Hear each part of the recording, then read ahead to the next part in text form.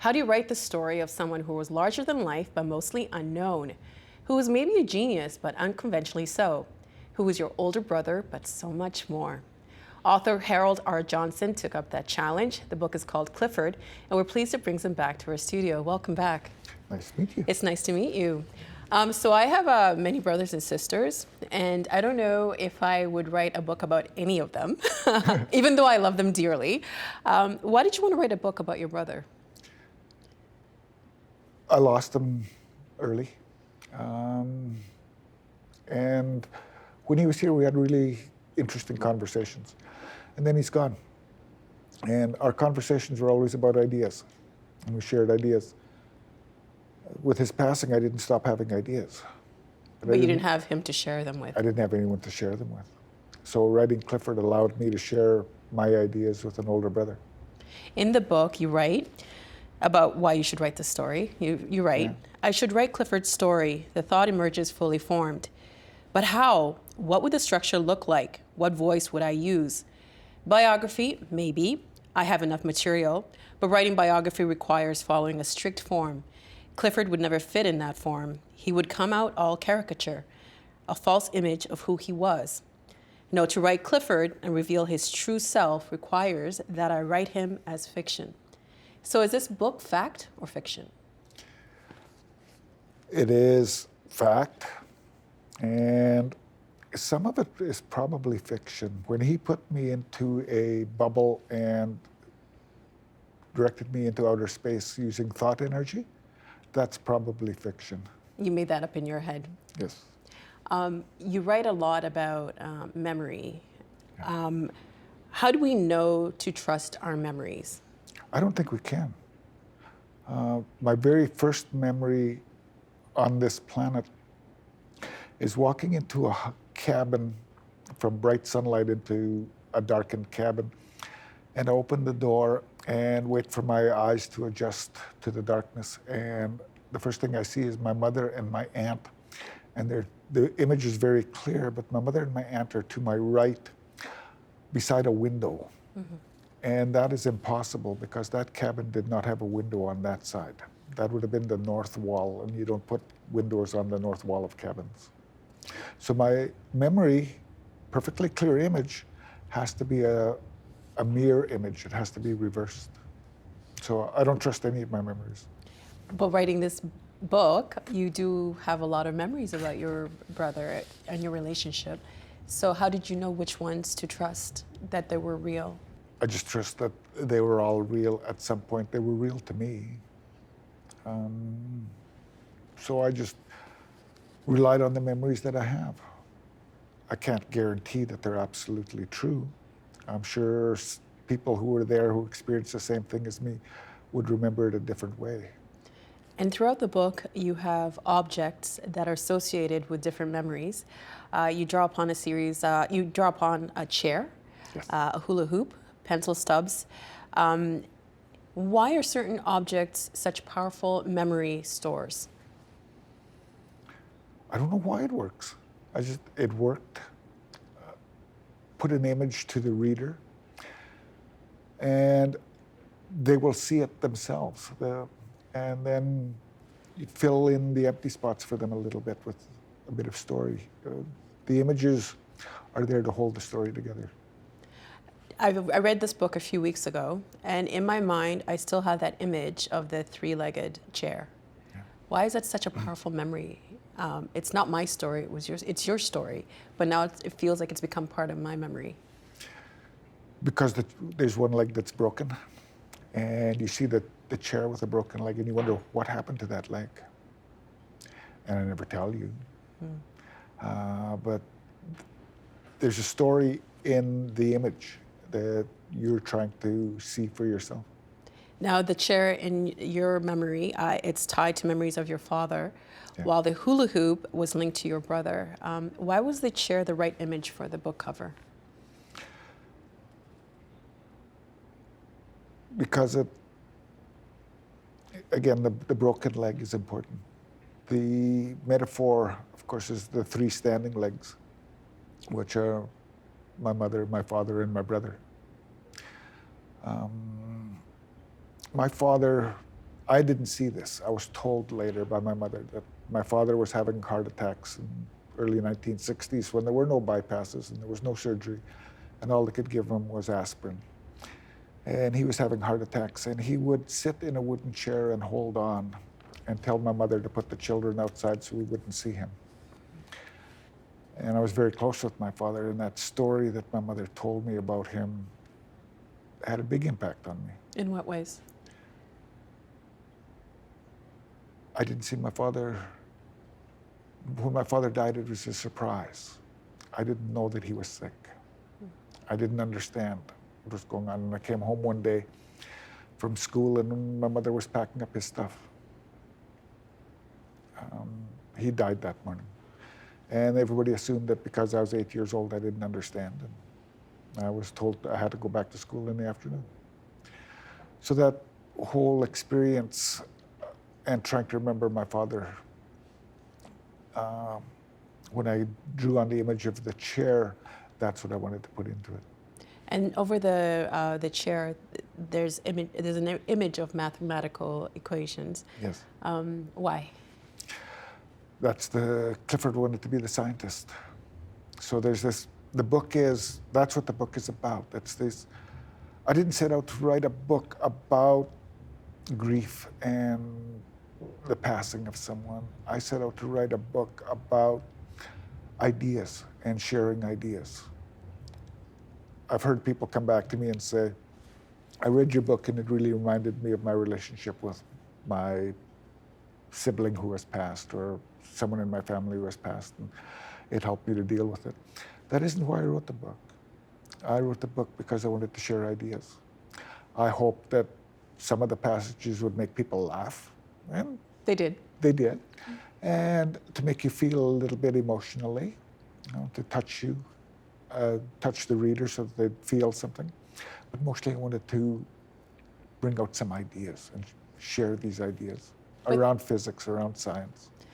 It's interesting that what you just said about why you wrote the book, because throughout the book, it feels like you are trying to reconnect with your brother, but also you miss him. Yeah. And you go on this journey where you're alone. I got the sense that you were grieving for the loss of your brother, and you didn't have a chance to make things right between you, or so you thought. The writing of this book is completely different than any other book I've ever written. Usually I sit down and I write a book from beginning to end, do a quick edit on it, and basically send the first draft off to the publisher. Clifford didn't work that way. I wrote a book, I knew it wasn't any good. I sent it to a friend. The friend got back to me and said, that's 3 books. Clifford is the first of that set that I've written. And I wrote it, and there's a scene where my brother dies, and I find out that he's dead. And when I first wrote the book, I put that scene at the end. That's the ending, right? Mm-hmm. And one of the people who helped edit it said, take that scene and put it at the front. And so I tried that, and it worked. It allowed me to put my grieving into the book. So it worked really well, and I could say all of these things. Whereas in the first draft, I couldn't talk about his death because that's the ending, and you don't tell the ending in the beginning of the book. Mm-hmm. So it worked, and then we get to the publisher, and they want to move that scene to the back of the book again. But we left all of the grieving in. So I've got this book written, and I'm trying to be honest. For me, it's really important that I be honest in the writing. I'm writing fiction, but I still want to be honest about it. I've got the book done, and read it through, and there's something missing. It's not completely honest. And I have to talk about when I betrayed my brother to make it real. And maybe I did too much of that side, too much of the grieving and emotional side, or built it up too much.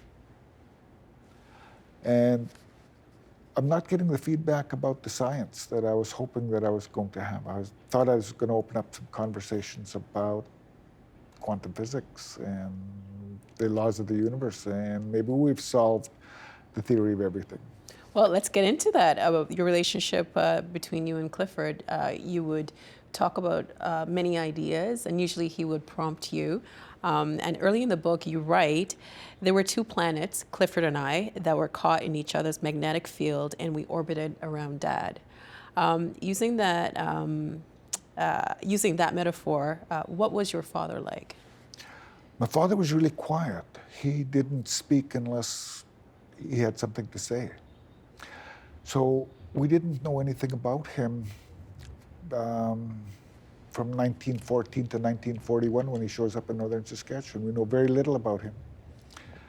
He's of Swedish ancestry, trapper and a fisherman, who's just this presence, this calm, peaceful presence in our lives, and he's stability.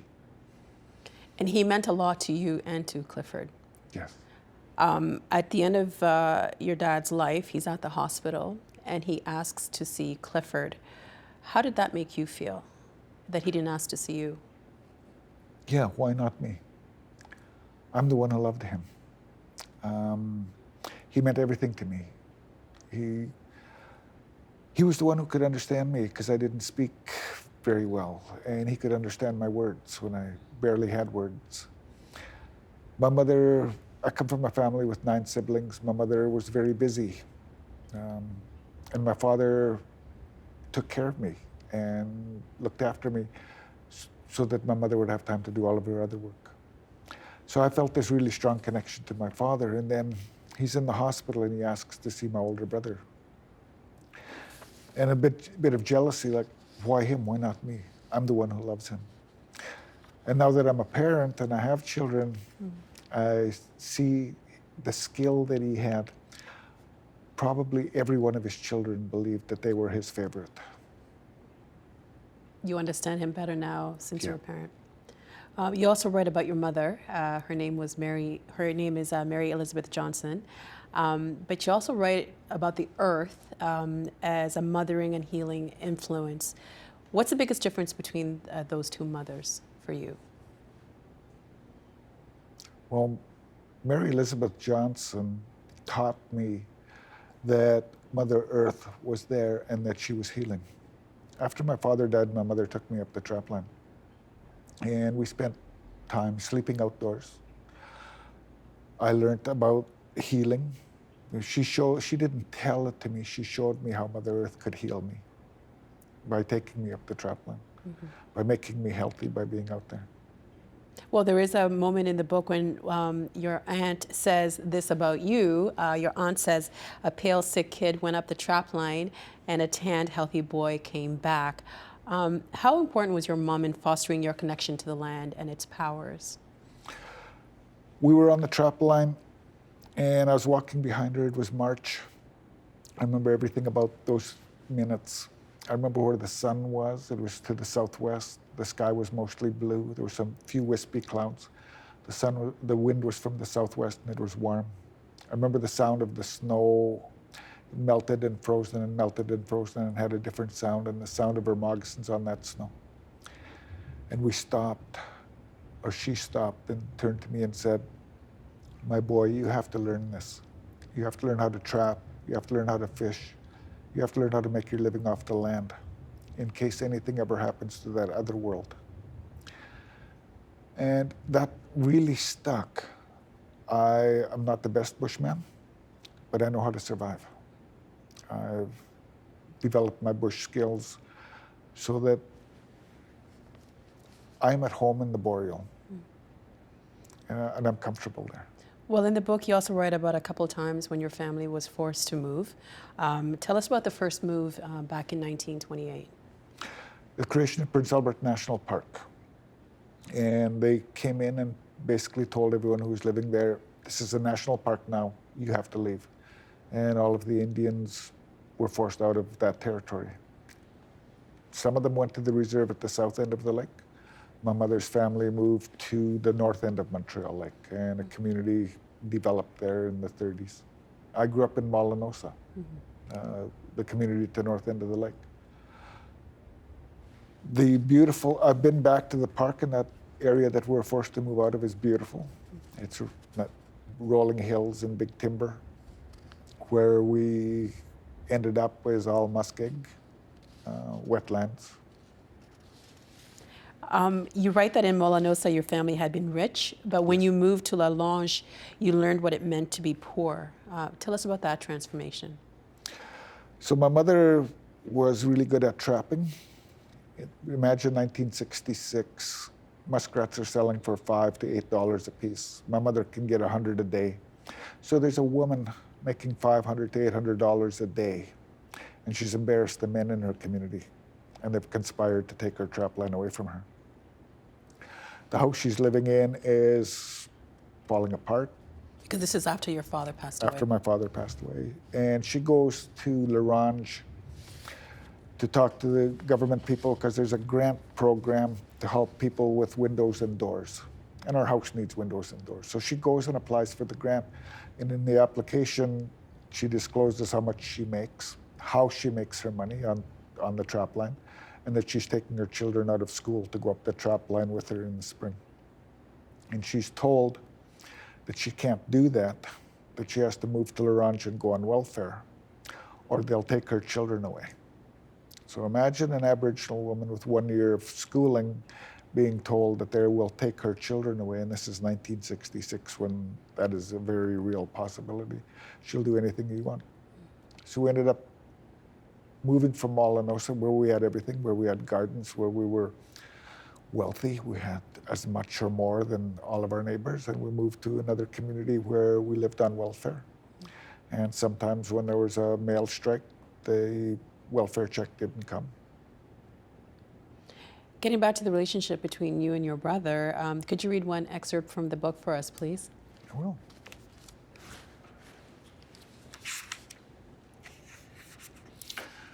I have a memory of riding a bicycle fast down the gravel highway. I know a truth, an absolute truth. Clifford told it to me, but it isn't until I am alone, my legs pumping, my heart pounding, wind and sun and sky, that it hits me and I know it. You are the only one who is real. There is only you and God. Everyone else on the planet is a robot put here by God to keep you company. If I was 7, he was 13. What kind of 13-year-old comes up with something like that and tells it to his little brother? Did he have any idea what that was going to do to me? What did it do to you, that your brother's assertion that we were all robots? How did that impact you?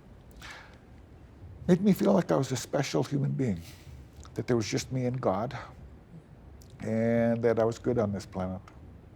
It didn't confuse you at all? No, it made me feel like I belonged here. Where did Clifford's love of science come from, or his imagination? I don't know. Yeah. I don't know where that came from, but he had it when I met him. You invented some really interesting scientific concepts for Clifford to feed back to you, the narrator of the story.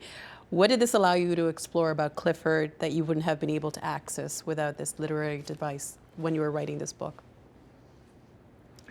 I gave him all of the science to feed back to me because I am no good at telling that story. You sounded pretty, like some of the stuff that you have in there, I'm like, wow. It's pretty scientific to me. When I try telling it, it doesn't come out right. So by letting Clifford tell it, creating a natural storyteller, and letting him tell the story, it came out much more clear than if I'd have tried to tell it. If I had reversed that conversation around so that I was telling Clifford those ideas, it wouldn't have been as powerful as having him tell me. So his voice doesn't have your insecurities, because within the whole book, it seems like the relationship was he was smarter.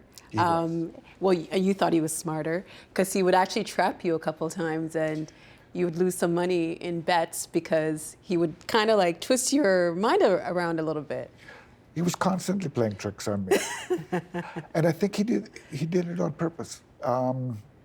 He'd laugh at, he'd trick me, and I'd feel gullible, and he'd laugh at me. But that shaped me into not trusting anything. Mm-hmm. If somebody tells you something, make sure it's true, double check. Don't accept things just because somebody told you. And what else did he teach you? To stand up, to speak for myself.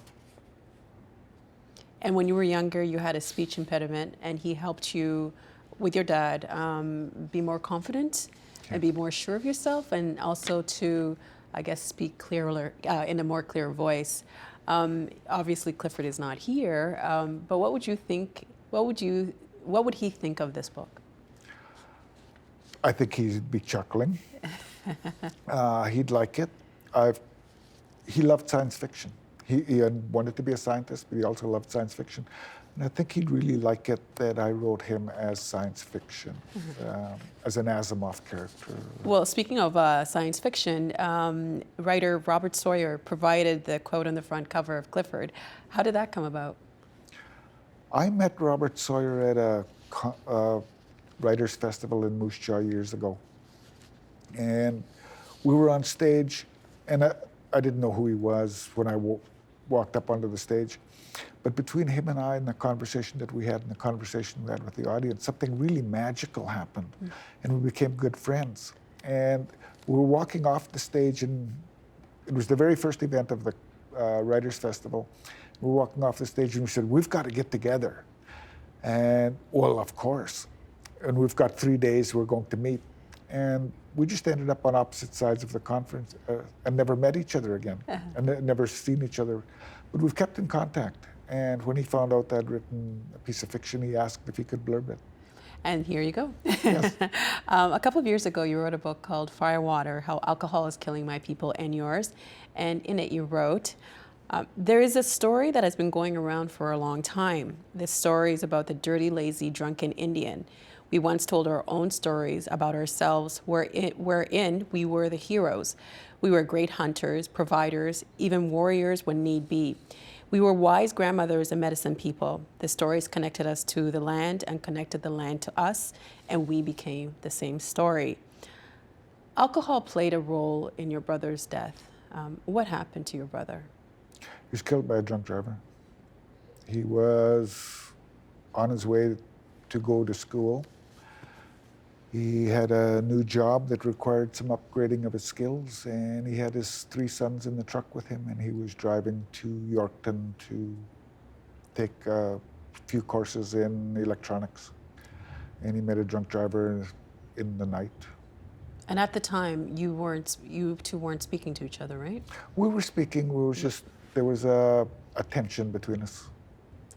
When you heard the news about his death, how did you feel? Because I'm assuming that this person who's so important to you, you've already lost your father and now you lose your brother.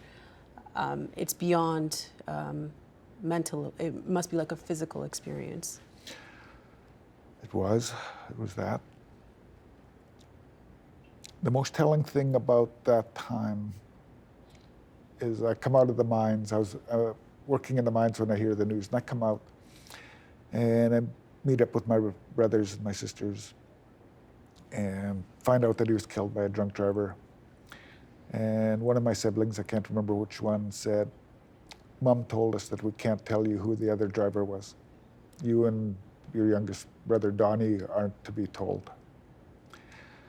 And when I heard that, it made perfect sense. If I don't know who it is, I don't have to do anything. So I never asked. And I didn't have to go beat somebody up, and I didn't have to go stop somebody for what they did.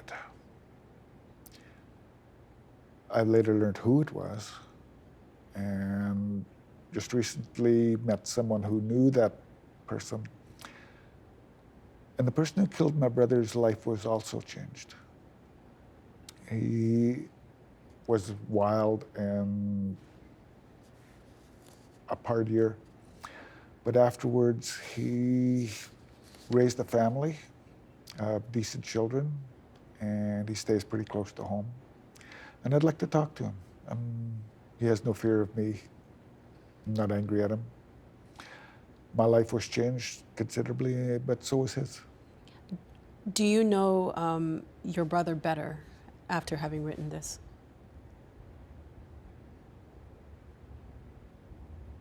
I remember him better.